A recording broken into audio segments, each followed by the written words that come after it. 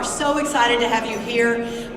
We are at the 11th annual policy orientation for the Texas legislature. How many of you were at the very first? I know I asked this yesterday. How many of you remember being at the very first one? Hello, Michael Sullivan. So many, Brad Shields, so many of you have been along with us on this ride, and every year it has been such a privilege to see it grow in people and conversation and quality, and it would be very remiss not to recognize the amazing staff at the Texas Public Policy Foundation who make this happen. So could I ask all the TPPFers in the room to stand up and please help me give them a big round of applause.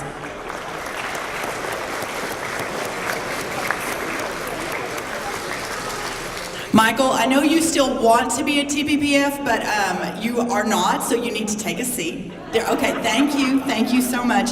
Anyway, we're so glad you're here, and we have over 95 legislators registered for this conference, which is a new record for us. I will be introducing you at lunch, but for now I'm just going to ask all the legislators in the room to stand up. I saw Senator Patrick, Representative Laubenberg, Representative White. I mean, we have a great crowd of legislators here, and thank you all so much for all you do for freedom. We had a great day yesterday with United States Senator Ted Cruz, who I think did a fantastic job talking about what conservatives must do to win. And we can't be afraid to talk about the 47% and how markets and conservative governance is what lifts people out of poverty. And I thought he did just a remarkable job. Of course, we had Jonah Goldberg and Erica Greeter, and we had such a great media day yesterday. But today, the real substance starts. Today, we start talking about the policy issues facing Texas. We've had an incredible run with this event, and we are so grateful. We have almost 200 people on the waiting list, have almost 700 people registered over the 3 days. But the reason I think that you all have made this a priority, and I was just talking to sweet Sharon, I don't know if she's still in the room, who had a foot surgery she rescheduled to next week so she could be here. But this event matters. It matters because we are discussing nothing less than the future of Texas. And because what we do in Texas doesn't stay in Texas. Just last year, a writer for a small northeastern local newspaper named Gail Collins penned a book called As Texas Goes. Are you all familiar with Gail Collins' book? It wasn't the most flattering portrayal, not surprisingly, but she argued that the Lone Star State tends to set the agenda for America in many ways, and that she found that very disheartening. As it happens, I agree with her. We do set the agenda for the rest of the country, except we find it exhilarating. When we look at Texas and its importance in American life, we see a state that has transcended its usual historical role as a big state with big talk and big hats, and for some of us, big hair. A decade ago, when I assumed the leadership of this organization, Texas was one big state of many, alongside California, New York, Illinois, Ohio, and a handful of other heavyweights in American life. Today, the picture is very different. Texas, independent-minded, American dream-loving, entrepreneurial Texas now plays the role of loyal opposition. It is not too much to say that the big contests in our national debates today are really contests between Washington, D.C. and their way of doing things and the Texas way. The contrast is so stark and so compelling that we've gone Gail Collins one better. And we've written our own book at the Texas Public Policy Foundation on the Texas model of life, liberty, and the pursuit of happiness. It's called The Texas Model, and I'm very proud to say that our own Vice President, Chuck DeVore, is the author. You can find it on Amazon.com, and we have been really pleased with the reception so far. And Chuck would know. Chuck, are you in the room? There he is. Chuck moved from California after having been a California legislator for 10 years or so, one of the heads of the minority party there, and a very distinguished career in engineering. And he woke up and said, nothing good is happening in California. I am moving to Texas. And how lucky we are to have him here. So as we talk today about Texas and all things that are happening for this next legislative session, understand this. What we are really discussing is the future of America. Texas has been an American project from the start. We are we at least like to think, the land of the free. But the truth is that what's best in us is what's best about this country. Let us then go forth into these next 2 days of debate and deliberation and discussion with full hearts and confidence that we make of the times what we make of ourselves. Knowing so many of you as I do, I know that Texas has a very bright future, and I am optimistic about our country's future as well. And along those lines, it is now a real honor and a real privilege of introducing such a great friend, not only personally, but to the cause of liberty and freedom and to America. He has been a cultural, political, and moral eminence in America. Well, we won't say how many decades, Dr. Bennett, but for a long, long time. And it is hard to know what to say about him that doesn't involve many superlatives. Of course, he was Secretary of Education under President Reagan. I think you must have been 22, right? Yes, I think that's actually pretty close. He was the drug czar under President George H.W. Bush. He, of course, is a many millions of books sold author. His latest book being The Book of Man, readings on the path to manhood, which a lot of you were probably at our event with him last year when we talked about that. And of course, the host of Morning in America with Bill Bennett. About the only negative thing I can say about Dr. Bennett is that he formerly attended a small school here in Austin. Please help me welcome Dr. Bill Bennett.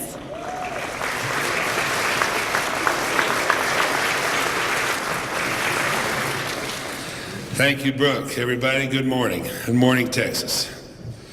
I was the Secretary of Education. Good morning, Texas. Yeah. Gotta be careful of that. Sounds like a federal command, doesn't it? Yeah. It doesn't go down too well here. I'm delighted to be with you, standing between Brooke Rollins and Governor Perry, so I will not take long, with good reason. Great pleasure to be back in Texas. As some of you know, you've heard me before. I did come to graduate school here at the University of Texas. All honor to other schools in a moment. The main thing to tell you about my great experience here is that I tried to pass as a Texan.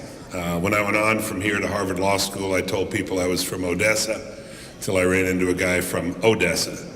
And we drove one night, my roommate and I, he was a Texas law student, and we just said, let's go to El Paso for dinner. Well, we weren't really aware of distances and times. We drove for many, many hours, got to a town called Junction, Texas. Went into a cafe, a little fan going around. Guy said, you boys from the university? I said, yes, sir. What gives it away, you know? And so what are y'all doing out here? We said, we're just driving around.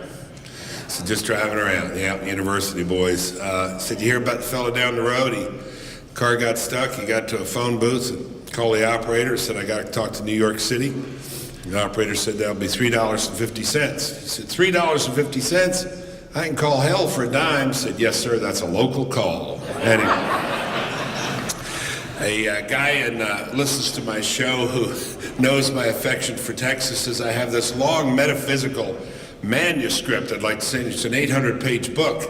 It's in the classical tradition of the humanities, you know, what I used to teach. It's the psychomachia, the struggle between good and evil for a man's soul.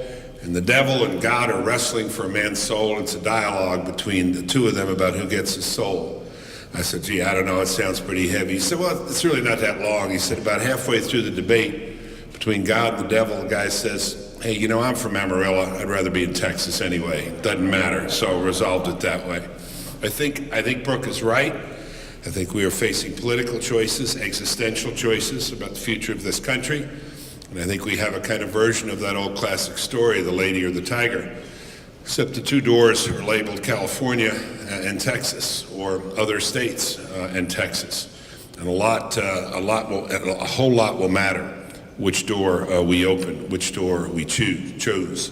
Chuck DeVore was helping me this morning. I was reading his book very early this morning, Texas as a Model, and a lot stands out, particularly when you compare Texas with California. Similar states, in terms of big-sized states, the demographics, ethnic populations are similar, but the results are very, very different. California does not seem to have learned its lessons yet. Are there lessons that are learnable in California? Is the state educable as we sometimes say. I have a friend who wrote in the Wall Street Journal, said the only name that comes to mind when you think of California and its persistence in doing the wrong thing over and over again is that California is the Lindsay Lohan of states. It just can't get it right.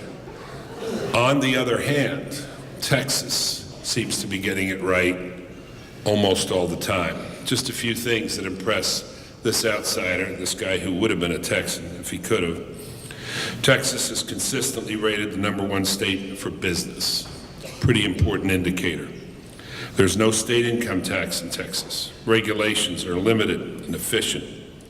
Big-time tech companies like eBay, Facebook, Apple are moving some of their offices to Texas. Now, this has got to be really hard for these folks to take when they're coming down from Palo Alto and relocating in Austin. Higher education reform on a scale and with an ambition that is unusual and rare. We're going to be talking about this afternoon in a meeting I'm fortunate to have with the governor. This governor proposed a 4-year college education for $10,000. Can't we do that? And the answer he got, believe it or not, from some educational institutions in the state of Texas was yes, we can do it and we will do it. Remarkable, exemplary.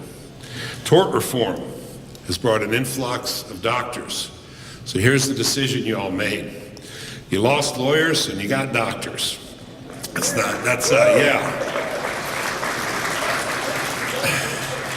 That's pretty interesting. Pretty interesting trade. Don't have to tell you about Texas being a pioneer in oil and gas, natural gas exploration and drilling. Tax revenues from oil and gas go back to the citizens of Texas, help fund state education projects, and meet health care obligations. You believe in the Second Amendment in Texas. So do people in other parts of the country, and we're going to see a big fight about this very soon. It's in the offing.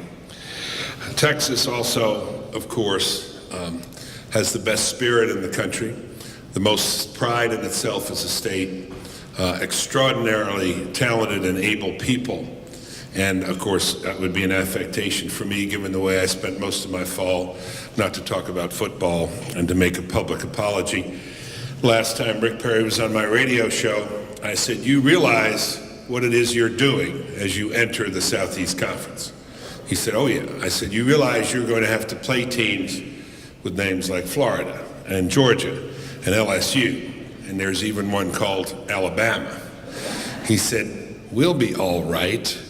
I guess you'll be all right. Goodness gracious, goodness gracious.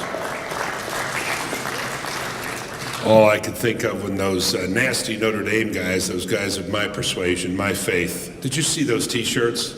Golden Domers versus Mobile Homers? Where did these Jesuits get off to allowing that sort of thing to happen? All I could think of in watching that walloping the other night, Alabama beating up Notre Dame, was just how good Johnny Football and Texas A&M was to get that victory. Let me just say one or two other things and then get out of the way, let the governor talk, because he really knows what he's talking about when it comes to Texas. When people make the comparisons, some of the people who've tried to make the comparisons invidiously say, yeah, Texas is a great state for entrepreneurs, great state for investment, a great state to, save on your taxes, but it's not very good for poor people. Well, it turns out it's a lot better for poor people than the state of California, and a lot better for poor people than an awful lot of other states. You have a similar demographic in Texas to California, ethnic diversity and so on. You have a 23% poverty rate in California and a 16% poverty rate in Texas. That's results, that's facts, that's real. In education, again, thanks to Chuck DeVore for these numbers, very recent numbers. 8th grade, math, science, and reading, you've all heard me talk about this stuff endlessly. The NAEP scores among the 8 biggest states, counting race and ethnicity, so equal distribution, Texas is number 1 in 11 of 24 categories in math, science, and reading. California is last in 15 of 24 categories. The future is about what choices we make as a nation. Texas is a state different from California, different from every other state. And in its ethos, its goals, its motivation, its spirit, its character, most important word, its ethos. Ethos is a Greek word originally meaning the habits of the creatures in the place. In that ethos, in the habits of Texas, we see a certain turn of mind, a certain disposition. It's a very different disposition than the one we see in Washington today. A lot about our country will be determined as to which ethos we in the long run embrace. Lincoln said, after the worst battle in American history, the worst day in American history, the Battle of Antietam, we shall nobly save or meanly lose this last best hope of earth. I think we're at that situation today, where we could meanly lose this last best hope of earth. If we don't lose it, it'll be because we take the right examples, we look to the right places. Texas is one of those places we need to look and take our direction from. Thank you very much. Thank you for having me.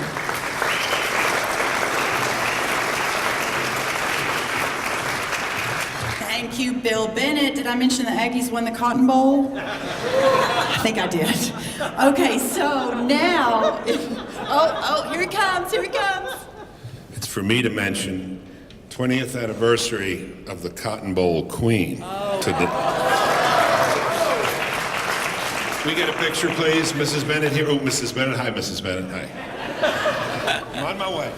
Oh, that was really unnecessary. Okay, so anyway, please help me thank Dr. Bennett one more time. It is just such an honor to have him here.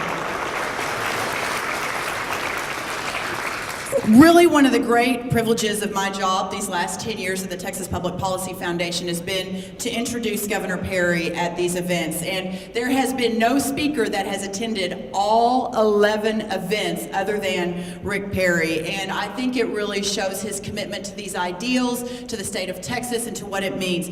But having worked for him for 2 years as his policy director and general counsel before I joined TPPF, I will say that understanding the man, and many of you in the room have worked with him and worked for him probably, but having been in a room to see what sort of decision-making processes he goes through, there is never a question of what is right and what is not right. It is one of the most extraordinary things to see an elected official who immediately knows that we don't need to raise taxes, who immediately knows that we spend too much money, who immediately knows that there is far too much regulation on our energy industry, who immediately knows that the best way to helping the poor children in this state is more competition in education. And so to have worked alongside him these 10 years, and we were just talking, 10 years ago we talked a lot about limited taxes and low government, but as I mentioned in my introductory comments, back then we were all sort of on the same level with California, Illinois, New York in terms of the economy. Now, having seen, and truly what our founding fathers envisioned were laboratories of democracy in the states, having seen the laboratory of democracy work in Texas with Rick Perry at the helm has been nothing short of amazing. So please help me welcome, without further ado, the governor of this great state, Rick Perry.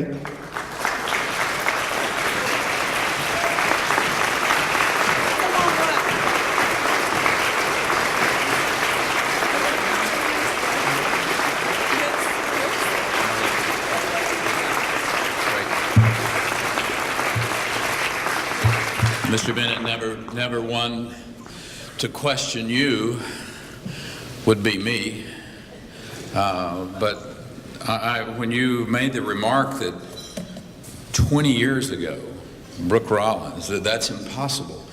She 20 years ago, she was in grade school at best. And Elaine, I just want to tell you what an honor it is to get to be with you and to see you again. And just as an aside, in 2011, in the fall of 2011 in particular, and then on up in the early part of 2012, I got to spend time in your home state. And I will tell you, as a Texan, I love South Carolina. It is just it's a fabulous state, a beautiful state. And there's just such a connection. Those of you, Bill can speak I was trying to think of a Greek word I even knew. Outside of gyro.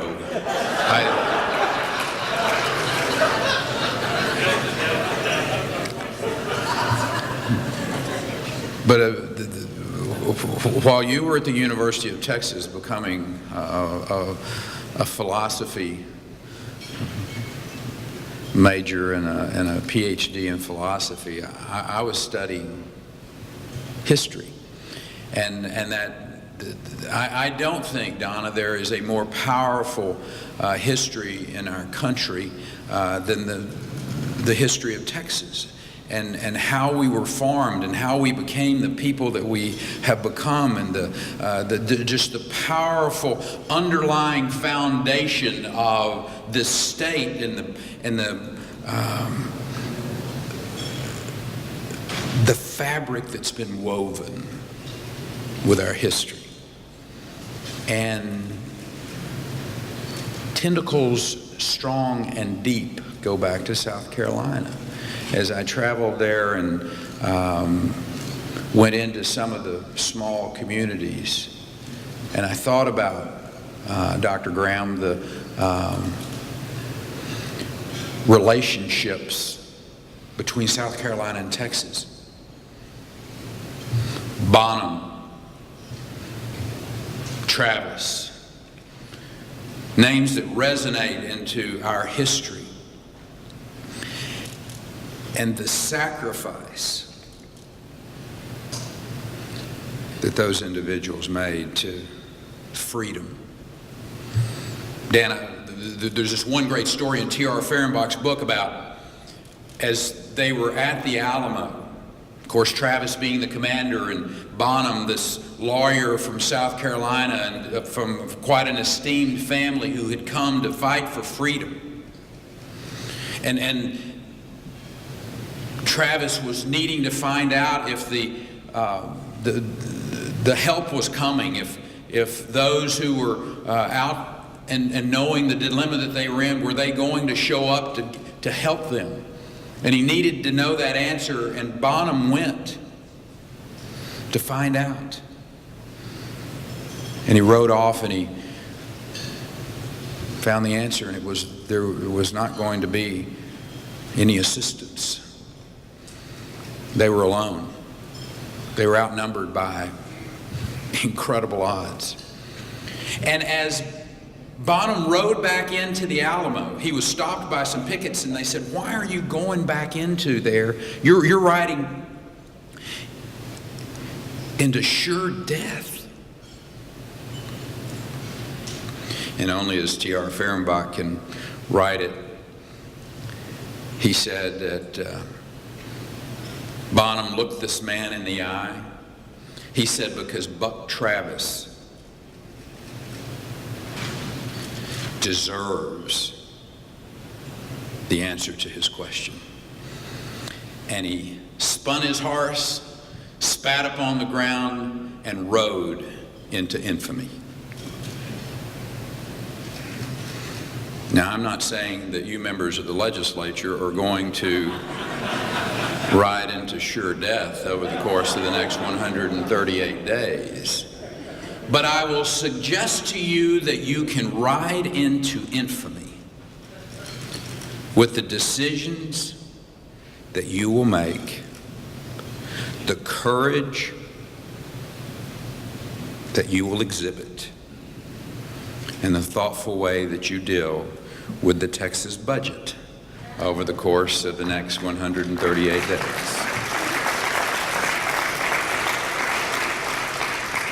If you'll recall, 2 years ago, I was here, Brooke, and I was substantially different conditions economically in this state.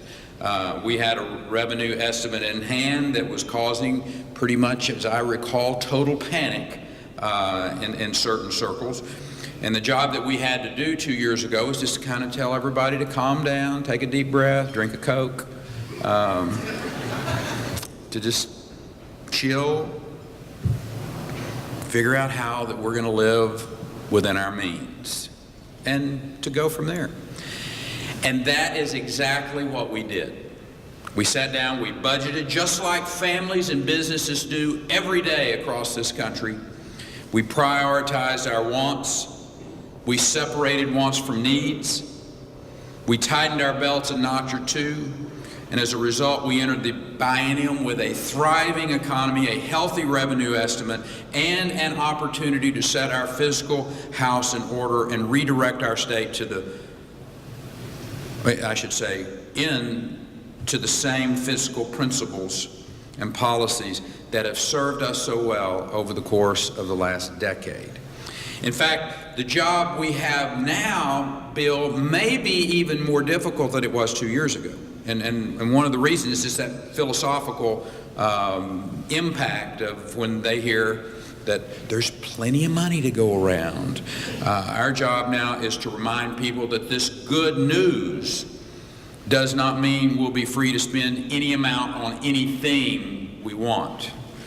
We have to make sure everyone understands that if we stray from the path that we crafted for ourselves, I can promise you, Rick Scott in Florida, Bobby Jindal in Louisiana is more than happy to step into the fray and compete for the crown of the job creation capital of the world.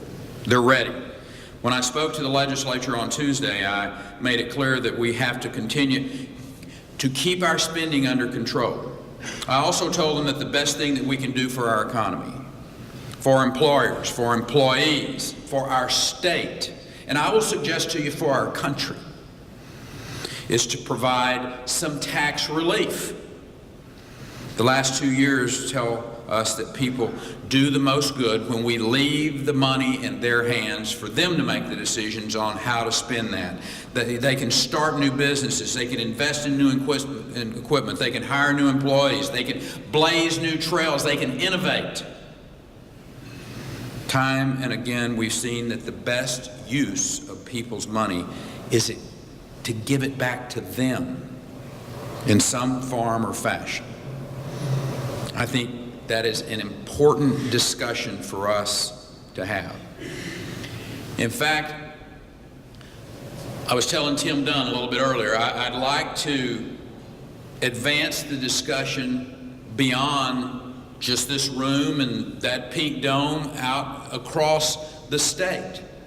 As a matter of fact, if folks from other states want to plug into our website, go to gov.texas.gov and give us your ideas about how we can make this state more competitive, how and why we should give tax relief in a certain area. Now, this being the internet, I'm thinking that some ideas may be better than others.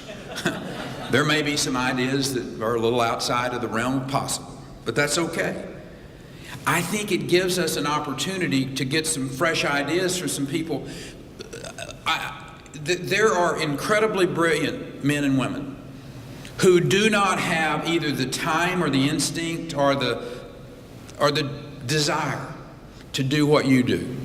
And I want to take a moment and just say thank you. I mean, one of the reasons that our state is as strong as it is because of the men and women in our legislature who have sacrificed away from family, from business. They've sacrificed their reputations to come and serve this state. It is not lost on me what an incredible cost that is to you, and both professionally and personally. And the reason that we find ourselves at this juncture today, where, I'm sure that I couldn't get all 49 other governors to admit they would want to be Texans. Just, reading the front of the Drudge Report yesterday, I'm thinking Governor Cuomo would not admit he'd want to be a Texan.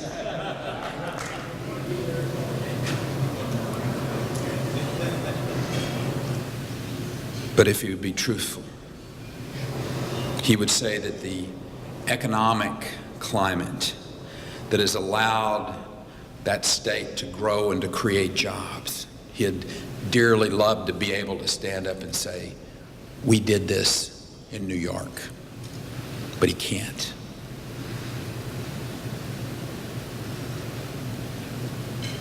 Now, tax relief isn't the only thing we need to address this session.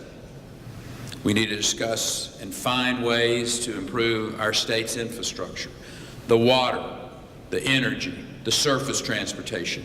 All of those are so important to this state as we're growing, as these people are relocating from other states where they overtax and overregulate and overlitigate to come and be a part of this great experiment in Texas. And Texas are an innovative bunch. So, again, I'm sure that we can find some substantial, interesting, appropriate ways to meet the needs in these critical areas that I've just mentioned, not just for now, but stretching into the future. We also need to figure out the best way to educate our workforce, to reassure those employers that they will continue to be able to find the best people to fit into those jobs that are going to be created in this state over the course of the next decade. Whether that means passing some higher education reforms to place a greater emphasis on affordability and graduation rates, streamlining and accelerating the process for people to earn technical certificates. You combine that with infrastructure improvements, and these are all steps that are vital if Texas is going to continue to be the nation's epicenter for job creation in the years to come. Again, Bill, we can have the best workforce, we can have the best infrastructure, but if the economic climate is not appropriate, if it is too restrictive to the point that businesses feel they can't succeed here, it doesn't matter. Over the last years, I've told people, I said, the most important thing that government does, if I went out on that same website, gov.texas.gov, and I said, what is the most important thing that government does? There would be this long list of, there would be education, of course, there would be transportation infrastructure, there would be tax relief, there would be all the things we talked about, and then there would be a host of very important things that government does, or that people want government to do. And they are important. But what is the most important thing that government does? I will argue that the most important thing that government does, the thing that we collectively do together, is to create a climate where job creators, where entrepreneurs know that they can risk their capital and have a chance to have a good return on their investment, to create a business climate in this state. That's the most important. And the reason it's the most important, and the reason you must get that done first, is because you will run out of money if you don't, before you're able to pay for the law enforcement officers that keep us safe, the young men and women along our border that defend us from the drug cartels that are trying to penetrate into Texas, the school teachers that are in the classroom teaching our children, the transportation infrastructure. Get the economic side of it done right, done first, then, and that is what you all have done. I cannot tell you how proud I am to stand before you today, of 12 years of being the governor of this state, working with men and women just like yourselves who understood the importance of that concept. I want to wrap up by just reiterating and reminding this audience and those that are going to be watching these remarks. For the past several months, I've been promoting a series of ideas that I call the Texas Budget Compact. Many of you felt that those were important enough to regurgitate on your websites and to support and to help with. And I look at them as just a collection of common sense steps that our legislature could and should take to ensure that we continue adhering to bedrock principles that have gotten us to where we are today, and that can take us to the next level if we'll implement them. And if some of you have not heard them, I want to just remind you what they are again. Practice truth in budgeting. Support a stricter constitutional limit on spending. Make the small business tax permanent. Preserve our strong rainy day fund, and cut wasteful and redundant government programs and agencies. The compact has been designed to keep government honest, keep government as small as possible and as efficient as it can be in providing essential services like educating our children and caring for those who truly need our help. And I think by sticking to that formula, we can build an even stronger economy and help create even more jobs. I mean, think about the contrast. We were just talking on your radio program a few minutes ago. Think about the contrast. Washington, D.C., who is creating more pressures economically on this country, whether it's by forcing their health care law into the states, and you all are going to have to come up with more money to pay for Washington's idea, whether it's on their refusal to stop spending money and raising taxes and not having the ability to be responsible. That contrast versus Texas. Think about the contrast. If you're a businessman or woman in any of the other 49 states, for that matter, when you see Washington doing what they're about and Texas giving tax relief, I mean, you want to segregate yourself out and say, listen, we're different. And again, I'm pretty sure that there are some folks in New Jersey that, matter of fact, David Letterman and Brian Williams were on the Letterman program the other night. And they think people in the West are different than them. And you know what? They're right. But that's okay. But please don't change the Constitution of the United States because you think you are different and you are right.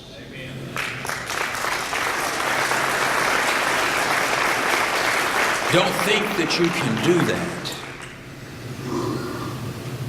We are different. But the fact is, we live in this incredibly wonderful country, and we should be allowed. Our founding fathers understood that. As they wrote that 10th Amendment, they understood that there are going to be states that are different from each other. As we make the decisions about how do we protect our citizens, as this debate rages on security, public safety, I hope the legislature will also reform our laws, protect what I consider to be some of the most vulnerable citizens that we have, and that's the unborn. Expand the ban on abortion to any baby that can feel the pain of the procedure. I know in the Senate now we have 3 physicians. We're incredibly blessed to have 3 practicing physicians in the Texas Senate, and to have them stand up on the Senate floor and talk about this procedure and the actual pain that fetus feels at that particular point in time, and to ban that procedure makes great and good common sense, and to have that type of oversight in those clinics and on those physicians that are involved. So with your support, I cannot tell you, TPPS has been such a, Michael, I guess 15 years ago, as it was just kind of getting started, you know, there was some yawns and people didn't pay a lot of attention. Oh, it's just, you know, some guys and gals that have got together to create themselves a little social club, I suppose. Now, the Texas Public Policy Foundation is one of the most influential policy organizations, outlets of policy and thoughtful discourse in this state. To those of you who were initially involved with this, for those of you who supported this concept from its inaugural days, I want to say thank you. I want to say thank you for 25+ million Texans who are enjoying a better life, who know that they are living in the best state in the nation to raise a family and to have a business because of the responsible, thoughtful, principled approach to government that the Texas Public Policy Foundation has brought forward. God bless you and thank you.